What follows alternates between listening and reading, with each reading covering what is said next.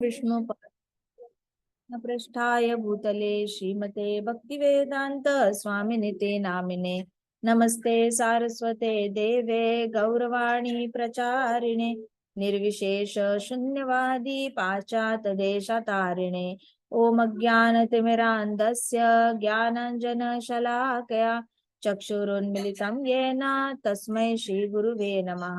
श्रीचैतन्यमनोभीष्टं स्थापितं येन भूतले स्वयं रूप कदा मह्यं ददाति स्वपदान्तिकम्। हे कृष्ण करुणा सिंधो दीनबंधो जगत्पते गोपेश गोपिका कांत राधा कांत नमोस्तुते। तप्त कांचन गौरांगी राधे वृंदावनेश्वरी वृषभानुसुते देवी प्रणमामि हरे प्रिय। वाञ्छाकल्पतरुभ्यश्च कृपा सिन्धुभ्य एव च पतितानां पावनेभ्यो वैष्णवेभ्यो नमो नमः। जय श्री कृष्ण चैतन्य प्रभो नित्यानंदा श्री अद्वैत गदाधर शिवासादि गौर भक्त वृंदा। हरे कृष्णा कृष्णा कृष्णा हरे हरे हरे राम राम राम हरे हरे। ओम नमो भगवते वासुदेवाय। ओम नमो भगवते वासुदेवाय। ओम नमो भगवते वासुदेवाय। नारायणं नमस्कृत्यं नरं चैव नरोत्तमं देवीं सरस्वतीं व्यासं ततो जयम् उदीरयेत्। नष्टप्रायेषु भद्रेषु नित्यं भागवत सेवया भगवती उत्तम श्लोकी भक्तिर्भवति नैष्टिकी। मुखं करोति वाचालं पंगुं लंघायते गिरिं यत्कृपातम् अहं वन्दे श्रीगुरुदीनतारणम्। हरे Krishna Krishna Krishna Hare Hare Hare Ram Ram Ram Hare Hare.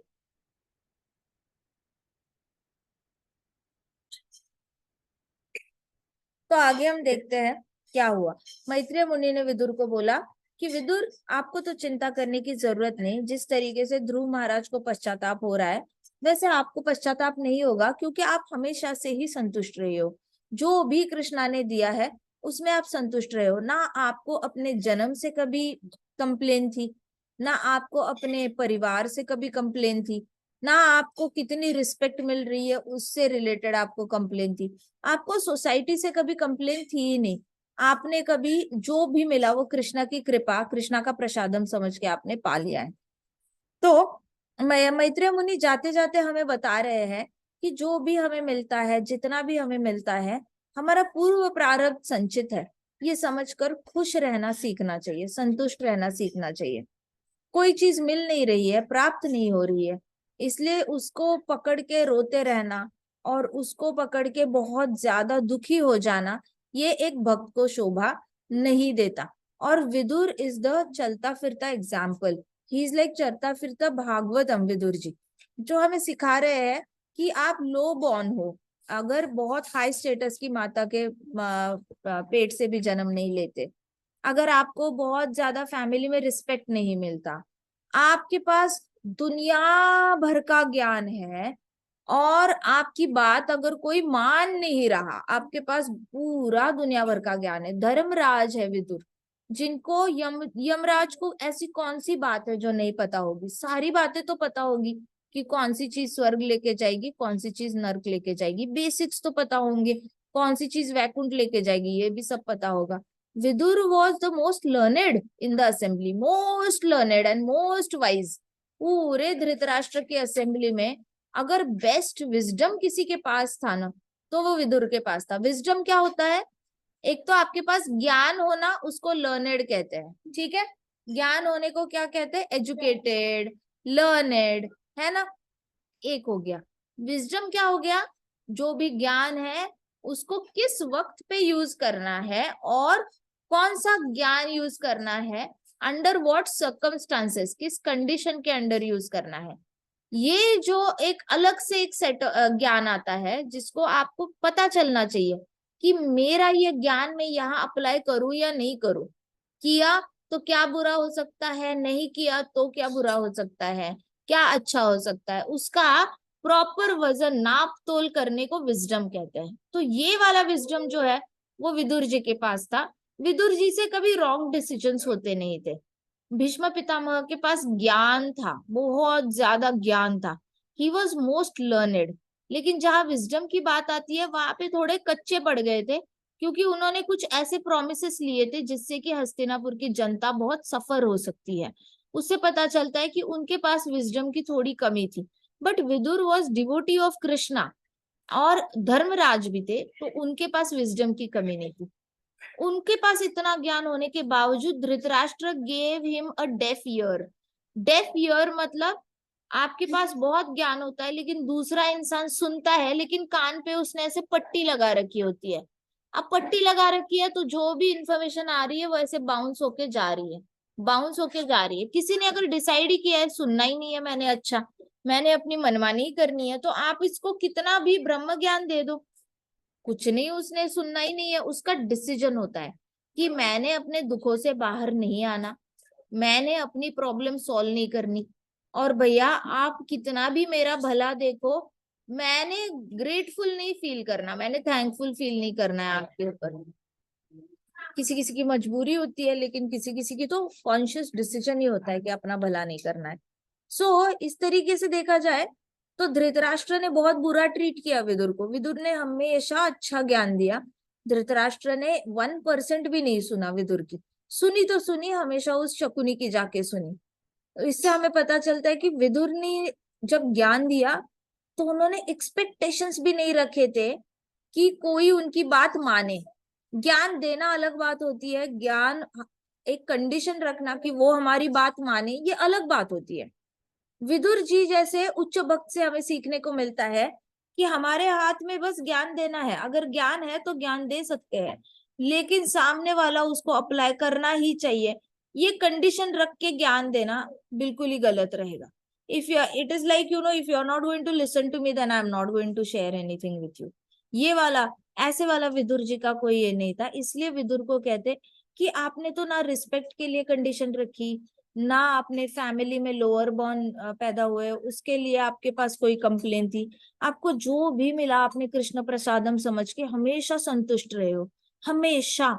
Not even a single complain in his life against the external circumstances. बड़े ही विनम्रता से जो भी मुश्किलें आती थी एक्सेप्ट करते थे और कृष्णा कॉन्शियस सॉल्यूशन निकालते थे, एक्सेप्ट करते थे, कृष्णा कॉन्शियस सॉल्यूशन निकालते थे। जब उनको महल छोड़ना पड़ा बिकॉज ऑफ एक्सट्रीम इंसल्ट जो दुर्योधन ने किया था, तब भी विदुर ने सॉल्यूशन कृष्णा कॉन्शियस सॉल्यूशन ही निकाला। उन्होंने सारे धाम घूमने का डिसीजन लिया जहां जहां पे कृष्णा के पास टाइम्स हुए हैं। सो इससे पता हमें चलता है कि जो हाईली विजडमिस्ट पीपल होते हैं उनका प्रॉब्लम सॉल्व करने का तरीका क्या होता है। वो उस वक्त की टेम्परेरी प्रॉब्लम सॉल्व नहीं करते, वो परमानेंटली सॉल्व करने के बारे में सोचते हैं। टेम्परेरी प्रॉब्लम सॉल्व करने वाले ढेर सारे लोग मिलेंगे, परमानेंटली सॉल्व करने वाला कोई नहीं मिलेगा। जाओ आप कॉस्मेटिक सर्जन के पास जाओ, टेम्पररी टेढ़ी नाक सीधी कर देगा, टेढ़ा दांत सीधा दांत कर देगा, आपके टीथ टेढ़े है उसको सीधा कर देगा। तो जो भी है वो टेम्परेरी प्रॉब्लम सॉल्व कर पाएगा, लेकिन क्या वो परमानेंट आपकी शरीर वापस इस तकलीफों से कभी भी ना जाए, बुढ़ापे ना आए, बीमारी ना आए, ऐसा परमानेंट सॉल्यूशन आज तक किसी डॉक्टर ने दिया है? आज तक कोई डॉक्टर बोला है कि ये लो दवाई, इससे आप कभी बूढ़े नहीं होगे, ये लो दवाई, इससे आपको आगे से कभी कोई भी बीमारी नहीं होगी? नहीं। वो लोग अभी तक जो बीमारी आई है उसको ट्रीट करते हैं, लेकिन फ्यूचर में जो आने वाली बीमारी है उसको ट्रीट नहीं कर सकते वो। So nobody has this power, but a devotee solves the problem from the root. Devotee doesn't keep problems as it is. इसलिए मैत्रेय मुनि जो है विदुर का ग्लोरिफिकेशन करके हमें समझाना चाहते हैं। फिर Maitreya described what happened when की उत्तानपाद,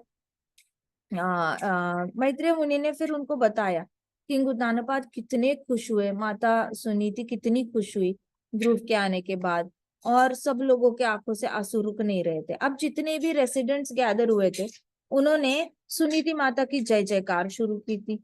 अभी प्रोसेशन जो था, यात्रा जो थी, वो वापस महल की ओर चलने लग गए थे। ध्रुव महाराज को लेकर सब वापस महल की ओर जा रहे थे, ठीक है। एंड ध्रुव महाराज को महल के सामने पहुंचकर भी एक ग्रैंड वेलकम मिला। बहुत सारे महल वासियों ने ध्रुव महाराज को और सुनीति माता को बहुत रिस्पेक्ट से घर में लाया। देखो, यही वो लोग थे जिनको एक एक गोनी चावल, एक एक गोनी आटा और थोड़ा सा राशन हर महीने भेजा जाता था, ताकि सुनीति माता खुद कुक करे, बेटे को भी खिलाए। तो ये तो दासियों को भी नहीं, दासियों को भी लंगर में खिलाया जाता था, लेकिन सुनीति माता और उनके बेटे को राशन प्रोवाइड करते थे, जैसे कि कोई एम्प्लॉयज है महल में काम करने वाले। और आज उनका बहुत बड़े लेवल पे वेलकम हो रहा है। कृष्णा ने क्या एक रात में किस्मत पलट दी, सोचो, एक रात में किस्मत पलट गई। This is the power that Krishna consciousness holds. This is the power when you surrender to Krishna. Krishna आपको सिर्फ जितना मांगा है उतना नहीं देते, छप्पर फाड़ के देते हैं। सो कृष्णा पे कभी डाउट नहीं करना। जो चीज हमें पता भी नहीं होती कि ये चीज हमारे लिए, इससे भी कुछ अच्छी चीज एग्जिस्ट करती है, वो चीज कृष्णा दे देते हैं, अलॉन्ग विद भक्ति also. So always remember this event, जहाँ पे ध्रुव महाराज को और सुनीति माता को अभी बहुत छप्पर फाड़ के रिस्पेक्ट मिल रहा था। Dhruv Maharaj lived happily in his father's palace with all royal luxuries and gorgeous natural surroundings anyone could ever want। थे ही किंग उत्तानपाद, पूरे पृथ्वी के राजा थे, इसलिए पूरे वर्ल्ड के राजा थे, तो उनके पास फैसिलिटीज बहुत थी। तो ध्रुव महाराज बहुत खुशी से अपने पापा के महल में रहने लगे। In time, King Uttanapad noticed that Dhruv was grown up and was mature। तो थोड़ी थोड़ी देर जैसे ध्रुव महाराज बड़े होते गए, तो किंग उत्तानपाद उनको ऑब्जर्व कर रहे थे कि काफी एक बड़ा लड़का बन गया था, जिम्मेदार बन गया था, सुंदर दिखने लगा था, हेल्दी दिखने लगा था, स्ट्रांग दिखने लगा था, शूरवीर लगने लगा था। तो ध्रुव महाराज के डेवलपमेंट बहुत अच्छे से हो रही थी, प्लस मैच्योरिटी भी आती जा रही थी। पहले जैसे टैंट्रम्स थ्रो नहीं करना, गुस्से में घर छोड़ के चले नहीं जाना, ये सारी इमेच्योरिटी जो थी आज ध्रुव महाराज के पास नहीं थी। तो किंग उत्तानपाद ऑब्जर्व कर रहे थे बच्चे को बड़ा होते होते, और जैसे ही उनको एक दिन लगा कि बहुत ज्यादा कॉम्पिटेंट हो गया है बेटा, उसको न्याय करना आ गया है, राजा के पद पे बैठना होता है तो आपको न्याय करना आना चाहिए। न्याय करना मतलब क्या होता है? गलत को गलत सही सजा देना, और सही इंसान को सही से जस्टिस देना। तो उसको न्याय करना आना चाहिए। ये वाली जब कॉम्पिटेंसी किंग उत्तानपाद ने ध्रुव महाराज में देखी, तो उन्होंने मिनिस्टर्स की मीटिंग बुलवाई, जितने भी दरबार में मिनिस्टर्स होते हैं उनको बुलाया, और उनके साथ ध्रुव महाराज की कॉम्पिटेंसी के डिस्कशन किया कि अभी तक ध्रुव महाराज के पास क्या सारे गुण आ गए हैं एक राज्य संभालने के, पूरे वर्ल्ड के राजा बनने के। तो सबने अपने अपने इनपुट्स दिए वहां पे।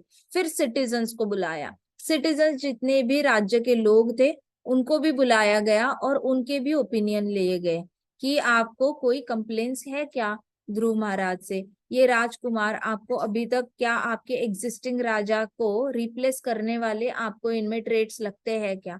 तो ऐसे करके किंग उत्तानपाद ने एक राजा का कर्तव्य जो होता है वो बहुत अच्छे से निभाया था। राजा ने कोई भी, he did not leave a single stone unturned by while enthroning Dhruv Maharaj in place of him. सारे ही मिनिस्टर्स को अपने इसमें लिया था, ओपिनियन में शामिल कर दिया था, सिटीजन्स को भी। इसको कहते हैं smooth transition of power. Smooth transition of power वो होती है जहां पे राजा जो सब्जेक्ट्स है वो भी एक्सेप्ट करते हैं नेक्स्ट राजकुमार को, और राजकुमार को भी खुशी होती है कि उसके राज्य ने उसको एक्सेप्ट किया है as a raja. As compared to जो कलयुग में हुआ था अभी 200-300 साल पहले, जहाँ पे मुगलों में जबरदस्ती पावर, पिताजी का खून करके उसकी जगह बेटा बैठ रहा है, चाचा का खून करके भतीजा बैठ रहा है। तो ये वाला जबरदस्ती वाला किस्सा जो था, उसमें प्रजा को कौन पूछ रहा था? इंडिया में किसी को पूछा मुगलों ने क्या आप चाहते हो या नहीं हम आप पे रूल करें? Nobody asked. जबरदस्ती आकर राजा बन गए। वैसे ही ब्रिटिशर्स ने आके भी नहीं पूछा कभी कि क्या आप चाहते हो हम आप पे रूल करें। वो तो आए, उन्होंने पानी मांगा पीने के लिए, दूध मांगा पीने के लिए। तो इंडियंस इतने ज्यादा ऑपुलेंट होते थे, इंडियंस के पास इतना ज्यादा दूध होता था, पानी भर भर के होता था। इन्होंने बोला अच्छा पानी चाहिए, आइए तो बैठिए, आप परदेसी लग रहे हो, खाना खा के जाओ, दूध क्यों मांग रहे हो, हम तो लस्सी भी देने को तैयार है, ले लो। तो इनका जो आवभगत किया था ब्रिटिशर्स का इंडियन लोगों ने, तो ब्रिटिशर्स को चोर की नजर से उन्होंने घरों में देखना शुरू किया। अरे ये लोग तो स्ट्रेंजर्स को भी घर में बुला रहे हैं, हम तो अपने ब्रिटेन में स्ट्रेंजर्स को अपने घर में जगह तक नहीं देते, हम दरवाजा भी नहीं खोलते स्ट्रेंजर्स के लिए। और ये लोग कितने भोले हैं, हमारे लिए घर का दरवाजा खोल रहे हैं, दूध की जगह लस्सी दे रहे हैं पीने के लिए, और पानी की जगह खाने पे बुला रहे हैं। तो उन्होंने चोर की नजर से इंडिया को देखा कि इनके पास तो बहुत कुछ ऑपुलेंस है, ये तो बांट रहे हैं, इनको कुछ भी इनसिक्योरिटी नहीं है, अपने पास जो लक्ष्मी है। ऐसे करके ब्रिटिशर्स ने रूल किया। उन्होंने कभी पूछा नहीं खेती किसानों से कि क्या आप चाहते हो हम आपकी जमीन ले लें, क्या आप चाहते हो हम आप पे रूल करें। ही दे नेवर आस्क्ड। इसको नहीं कहते स्मूथ ट्रांजिशन ऑफ पावर, इसको कहते हैं आप कॉन्कर करते हो, जबरदस्ती करते हो दूसरे लोगों पर। कंस भी ऐसे ही करता था, रावण भी ऐसे ही करता था। जितने भी असुरी लोग होते हैं ना, वो चोर होते हैं, और वो जबरदस्ती अपनी पावर दूसरे पे थोपते हैं। लेकिन जो डिवोटीज होते हैं वो स्मूथ ट्रांजिशनिंग ऑफ पावर, ये माता पिता को सीखना बहुत जरूरी है। जब माता पिता बूढ़े हो जाते हैं, उनको घर की जिम्मेदारी जब अपने बेटे को देनी होती है, तो उन्होंने स्मूथली ट्रांजिशन करना चाहिए। बेटे की वाइफ आ जाती है, बहू आ जाती है, तो माता ने बहुत स्मूथली अपनी किचन की जिम्मेदारियां स्मूथली ट्रांजिशन करके बहू को देनी चाहिए। पिताजी ने बहुत स्मूथली ट्रांजिशन करके अपने जितने बैंक के काम है, बिजनेस के काम है, या फिर बाहर के काम है, स्मूथली उसको पावर दे देनी चाहिए, उसको सारे काम करने के लिए फ्रीडम देनी चाहिए, और खुद साइड होना चाहिए। स्मूथ ट्रांजिशन ये किंग उत्तानपाद अपने एग्जाम्पल से सिखा रहे हैं कि एक फैमिली में भी आप पावर ट्रांजिशन करते हो तो बाकी लोगों का भी ओपिनियन लेना कितना जरूरी होता है। जैसे अगर कोई सास अपनी पावर दे रही है बहू को, तो उसको सबको घर में बुलाकर बताना चाहिए कि देखो कल से मैं ब्रेकफास्ट की पूरी जिम्मेदारी बहू को दे रही हूँ, या लंच की पूरी जिम्मेदारी उसको दे रही हूँ, जो क्रॉकरीज हो गए उसकी जिम्मेदारी, अच्छा घर में जो आ रहे हैं डोमेस्टिक हेल्प उनको मॉनिटर करने की जिम्मेदारी मैं इसको दे रही हूँ। ऐसे करके आपने स्मूथली ट्रांजिशन करना चाहिए, ना कि डायरेक्टली आप उसके ऊपर बॉस करने लग जाओ, तुम्हें कुछ आता नहीं साइड हो जाओ, तुम ये करो तुम वो करो। तो जब जिसके पास भागवतम का ज्ञान नहीं होता ना, वो लोग घर में ही लड़ाई करते रह जाते हैं, और घर में ही लड़ाई करते करते वो जो घर में लड़ाई कर रहा है वो बाहर क्या तीर मारेगा। जो घर में ही परेशान है वो बाहर कुछ अचीव कर सकता है क्या, कभी नहीं कर सकता। तो भागवतम का ज्ञान होता है, उससे हमें पता चलता है कि आपको अगर समाज का भी भला करना है, खुद का भी भला करना है, वैकुंठ सच में जाने की इच्छा है, गोलोक सच में जाने की इच्छा है, तो भागवतम बिहेवियर को लाना पड़ेगा अपने अंदर। धीरे धीरे त्याग और वैराग्य स्मूथली कैसे ट्रांजिशन करना है गृहस्थ आश्रम से, ये भी सीखने का तरीका किंग उत्तानपाद से सीखो। कैसे ध्रुव महाराज को जिम्मेदारी बहुत अच्छे से सौंप के जा रहे हैं, वैसे हमने भी सीखना चाहिए कि जिम्मेदारी सौंपने के लिए बच्चों को भी उतना ही ज्यादा जिम्मेदार इंसान बनाना इम्पोर्टेंट है। बच्चों को बहुत ज्यादा ना ऐसे बनाना है, डिपेंडेंट नहीं बनाना चाहिए माता पिता पे। बच्चों को कभी बहुत ज्यादा डिपेंडेंट बनाते हो तो वो बड़े होकर भी मामा मामा पापा पापा ही करते रह जाते हैं। तो उनको जिम्मेदार इंसान बनाना एक माता का और पिताजी का परम कर्तव्य होता है, जिसमें वो इंडिपेंडेंटली डिसीजंस लेना सीखे, इंडिपेंडेंटली सही डिसीजंस लेना सीखे, इंडिपेंडेंटली अपने दुखों को प्रोसेस करना सीखे, सुख को प्रोसेस करना सीखे, अचीवमेंट्स को प्रोसेस करना सीखे, और साथ साथ कृष्ण भक्ति में अपने पूरा परिवार का भला करना सीखे। ये सारी जिम्मेदारी से उठाने, जिम्मेदारी लेने वाली जो क्वालिटी होती है ना, ये माता पिता ने बच्चों को देना बहुत जरूरी होता है। तब जाके माता पिता आगे जाके जिम्मेदारी दे सकते हैं बच्चे पे। बच्चा अगर जिम्मेदारी लेने के लायक ही नहीं होगा तो माता पिता भी जिम्मेदारी मरते दम तक उठाते ही रहेंगे, और कृष्ण भक्ति में 100% सरेंडर नहीं हो पाएंगे। तो ये तो अपने ही पाव पे कुल्हाड़ी मारने वाला काम हुआ। जो लोग भी पावर से बहुत अटैच होते हैं ना, वो अपने बच्चों को भी पूरी पावर नहीं देते, ना घर की देते हैं ना आसपास की चीजों की देते हैं। तो ये मरते दम तक खुद ही जिम्मेदारी उठाते रहते, मरते वक्त भी अपने पावर के बारे में, सत्ता के बारे में, लक्ष्मी के बारे में, ये सारी चीजें सोचते सोचते ही अपना शरीर गिव अप करते हैं। फिर जाते हैं पितृलोक और वहां से अपने बच्चों को गाली देते हैं कि देखो कैसे इसने तो इस साल खाना ही नहीं दिया मुझे। तो आपकी जिम्मेदारी थी, बचपन से ही आपने उसको जिम्मेदार बनाना चाहिए था, आध्यात्मिकता फॉलो करने के लिए, आस्तिक बनाने के लिए, कृष्ण भक्त बनाने के लिए। आप करने में फेल हो गए, अब आपको सफर करना पड़ेगा पितृलोक में।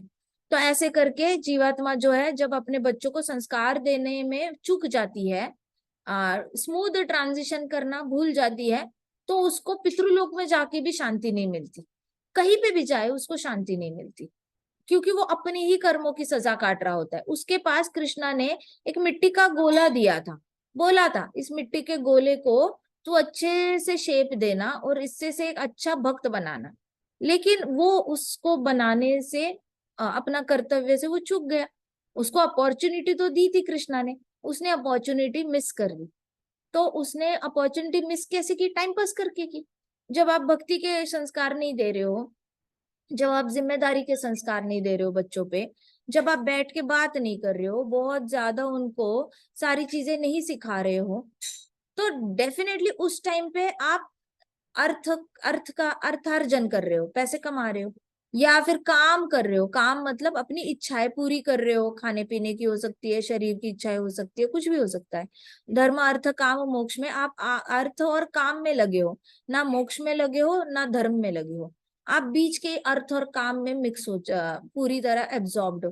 तो आपने अभी इतनी इंद्रिय तृप्ति की है, भुगतना भी तो पड़ेगा ना। जाओ पितृलोक, खाना ही नहीं मिलेगा, बच्चों को संस्कार ही नहीं दिए, वहां पे जाकर भूखा रहना पड़ेगा, फिर आसपास के लोगों को खाना मिलेगा तो बुरा लगेगा, और ज्यादा चिड़चिड़ हो जाएगी, फिर बुराई करोगे अपने परिवार की, उनका भी बुरा करोगे, खुद का भी बुरा करोगे। वहां पे मृत्यु जल्दी तो आनी है नहीं, तड़प तड़प के भूख भूख से मरना पड़ेगा। तो ये सारे कर्मों के रिजल्ट्स सिर्फ पृथ्वी पे नहीं, आपको नेक्स्ट जन्म में भी भुगतने पड़ते हैं। So it is very risky to not do your duty according to Bhagavatam. तो भागवतम का ज्ञान ऑप्शनल नहीं है, मैंडेटरी है। Bhagavatam is a university in itself. अगर भागवतम का ज्ञान ना होना, ये तो ऐसे हुआ कि मैं रोड से ट्रैफिक से जा रहा था, सिग्नल पे रुकना है, मुझे पता ही नहीं था रेड सिग्नल पे रुकते हैं, मैं तो क्रॉस करके चला गया और पुलिस ने मुझे डंडे मारे। No, you can not give excuse to police कि मुझे पता ही नहीं था ट्रैफिक पे रुकना चाहिए। भैया आपको तो पूरा ज्ञान होना चाहिए, गाड़ी चला रहे हो तो ट्रैफिक पे रेड लाइट पे रुकते हैं, इतना तो ज्ञान रखना बनता है। आपके एक्सक्यूज देने ना देने से शिक्षा थोड़ी ना रुकेगी, पनिशमेंट थोड़ी ना रुकेगी। वैसे ही कुछ लोग होते हैं एक्सक्यूज देते हैं कि हमें तो पता ही नहीं था भागवतम क्या होता है, हमने तो पूरी लाइफ ऐसे ही बिता दी। जब पता चले देर आए दुरुस्त आए, जब पता चले तभी शुरू करो भागवतम पढ़ना। जितना भागवतम पढ़ने में डीले करोगे, उतना ही डीले आपके जीवन के बिहेवियर में आ जाएगा, एज सिंपल एज दैट। तो हमें किंग उत्तानपाद से बहुत बड़ी लेसन मिलती है कि भक्ति के मार्ग पे भी स्टेडी होने के लिए स्मूथ ट्रांजिशन कितना इंपॉर्टेंट होता है। उन्होंने बहुत ही अच्छे से ध्रुव महाराज की टेस्ट कराए, सारे मतलब मिनिस्टर्स के थ्रू, सिटीजन्स के थ्रू, उनको भी ध्रुव महाराज को एक्सेप्ट करवाया, ध्रुव महाराज को भी किंगडम एक्सेप्ट करवाया, दोनों का आपस में बहुत अच्छे से कनेक्शन बिठाया। और फिर सून आफ्टर फिर किंग फिर रिटायर हो गए। तो रिटायरमेंट का एक तरीका होता है, ऐसे नहीं होता कि ओ आज ऑफिस ने पार्टी थ्रू की, आज मैं रिटायर हो गया। अरे, ऑफिस की party is your retirement party? अच्छा, उसके बाद आपको पता नहीं एक्चुअल रिटायरमेंट कैसे होती है?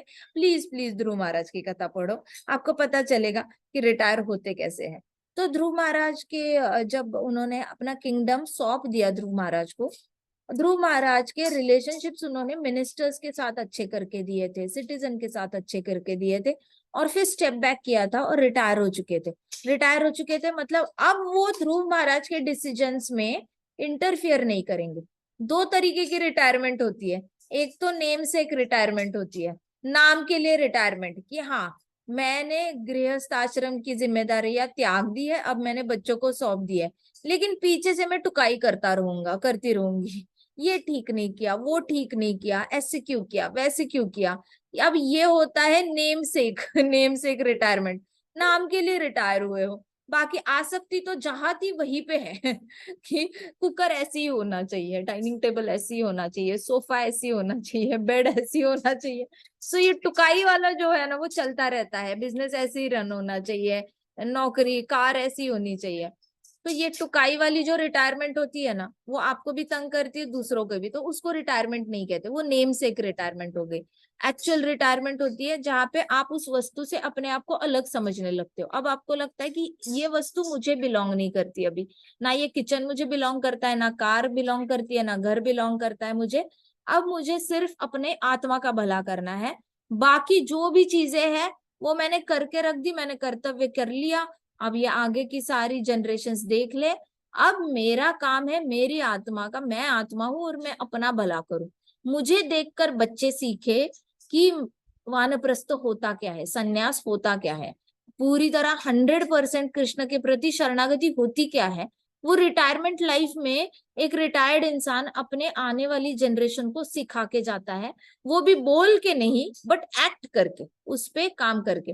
तो आजकल कलयुग में तो ऐसे मिलते ही नहीं है, मतलब जनरेशन ही पूरी पिछले 60 साल से गड़बड़ हो चुकी है। ना ढंग के या ऐसे ये मिलते हैं, guardians and protectors and parents and politicians and all the people in power। उनको तो मतलब है ही नहीं क्वालिफिकेशन, उनकी हाईएस्ट क्वालिफिकेशन नहीं है भागवतम क्वालिफिकेशन उनके पास। तो हमें आचार्यों को देखना चाहिए, प्रभुपाद ने कैसे ट्रांजिशन किया। फिर उसके बाद महाराज थे हमारे, उन्होंने कैसे परिवार से सन्यास आश्रम में, वानप्रस्थ और वानप्रस्थ से सन्यास आश्रम कैसे ट्रांजिशन किया। आचार्यों को देखकर सीखना चाहिए। आचार्यों को देखकर सीखते हो तो आपको कंप्लेन नहीं रहती कि हमें ये घर में सीखने को नहीं मिला इसलिए हमारी लाइफ बर्बाद हुई। ठीक है ना, नहीं मिला घर में सीखने के लिए, इट्स ओके। आप देखो आचार्यों को देखो, गुरु होते किस लिए है। गुरु वो सारी पिक्चर दिखाने के लिए होती है जो बाय डिफॉल्ट आपको पिक्चर देखने को मिलती नहीं है अपनी लाइफ में, अपने घर पे। तो गुरु को देखकर सीखो कि उन्होंने कैसे स्मूथ ट्रांजिशन कर रहे हैं रिटायर्ड लाइफ में, और वैसे ही उनके ही पद चिन्हों पे चलो। आचार्यों से सीखोगे, गुरु से सीखोगे, तो आप अपने कभी कंप्लेन नहीं करोगे, अपने पूर्वजों के खिलाफ कंप्लेन नहीं रहेगी, माता पिता के खिलाफ कंप्लेन नहीं रहेगी। आप उनको ब्लेम करना छोड़ दोगे, कंप्लेन करना छोड़ दोगे। तो soon after king retired and Dhruv Maharaj was the king now। so ध्रुव महाराज ने फॉरेस्ट में जाके जैसे तपस्या की थी ना, वैसी वाली तपस्या करने के लिए किंग उत्तानपाद ही move to the forest to seek the lord. देखो बेटा गुरु बन गया। जिस घर में भक्त होते हैं ना, उसमें बच्चों को कभी बच्चे हैं इस नजर से, अगर वो गुरु की शरणागति ले लेते हैं, अगर वो भक्ति के मार्ग पे चलते हैं, तो एक बच्चे को बच्चे की नजर से देखना बंद करना चाहिए। बच्चे को गुरु के हाथों में सौंप दिया है तो बच्चों को गुरु के हाथ में ही सौंप देना चाहिए 100%। और थोड़ा सा वैराग्य ले लेना चाहिए पेरेंटिंग से। जो बच्चा 100% गुरु की शरणागति ले लेता है, कृष्ण की शरणागति ले लेता है, वहां पे माता पिता का रोल खत्म हो जाता है उस बच्चे के प्रति। उस बच्चे के प्रति अब उस बच्चे ने गुरु के इंस्ट्रक्शंस को लेकर अगर वो चला, गुरु का हाथ पकड़कर चला वो, तो वो वैकुंठ जाएगा। माता पिता का रोल तो पूरी तरह खत्म हो चुका है इन दैट सेंस। तो कोशिश करनी चाहिए जितना डिटैच हो सकते हो उतना डिटैच होना चाहिए। कोशिश करनी चाहिए कि कभी भी ऐसे कॉन्ट्राडिक्ट ना हो आपके इंस्ट्रक्शंस और बच्चे के गुरु के इंस्ट्रक्शंस, कभी कॉन्ट्राडिक्ट नहीं होने चाहिए। और जब आप बच्चे को भक्ति करने के लिए फुल फ्रीडम दे देते हो, तो उससे हमें पता चल जाता है कि बच्चा आपको भक्ति कैसे करना है ये सिखाने की पावर रखता है। जैसे ध्रुव महाराज ने, किंग उत्तानपाद रजोगुण में थे बहुत ज्यादा, और सुरुचि की वजह से तो तमोगुण में गिर गए थे। तो अभी देखो जो बाय डिफॉल्ट रजोगुण में है वो जल्दी से तमोगुण में गिरेगा, जो बाय डिफॉल्ट सत्वगुण में है वो जल्दी से रजोगुण में गिरेगा। तो किंग उत्तानपाद नॉर्मली रजोगुण में रहते थे, और उसकी वजह से जब सुरुचि से अट्रैक्शन हुआ बहुत ज्यादा अनकंट्रोलेबल, तो वो तमोगुण में गिर गए। अब तमोगुण से उठने के लिए उनको टाइम लग गया, लेकिन ध्रुव महाराज जैसे ही नारायण भगवान का दर्शन करके आए, तो now there was a pure devotee at home. Pure devotee है जिसके गुरु है, नारद मुनि गुरु है, और भगवान का दर्शन हुआ है। जैसे ही उनके पद चिन्ह घर में पड़े, तो किंग उत्तानपाद तमोगुण से उठे रजोगुण, रजोगुण से उठे सत्वगुण, सत्वगुण से उठकर अभी ही has gone to forest to surrender to the lord. इस तरीके से घर में आए हुए भक्त ने उनका उद्धार कर लिया। तो बच्चे को देखने का नजरिया भी चेंज होना चाहिए। अगर कोई बच्चा आपकी कृष्ण भक्ति बढ़ाता है तो उसको भौतिक नजर से नहीं देखना चाहिए। समझ लेना चाहिए कि कृष्णा ने इसको हमारी जीवन में हमारी भक्ति बढ़ाने के लिए भेजा है, और उसका बहुत प्यार से पालन पोषण करना चाहिए। ठीक है। ग्रंथराज श्रीमद् भागवतम की जय। श्रील प्रभुपाद की जय। श्री श्री राधा श्याम सुंदर की जय। कृष्ण बलराम की जय। वृंदावन धाम की जय। छोटे छोटे भक्तों की जय। हरे कृष्णा कृष्णा कृष्णा हरे हरे, हरे राम राम राम हरे हरे, हरे कृष्णा। महासंकीर्तन यज्ञ की जय।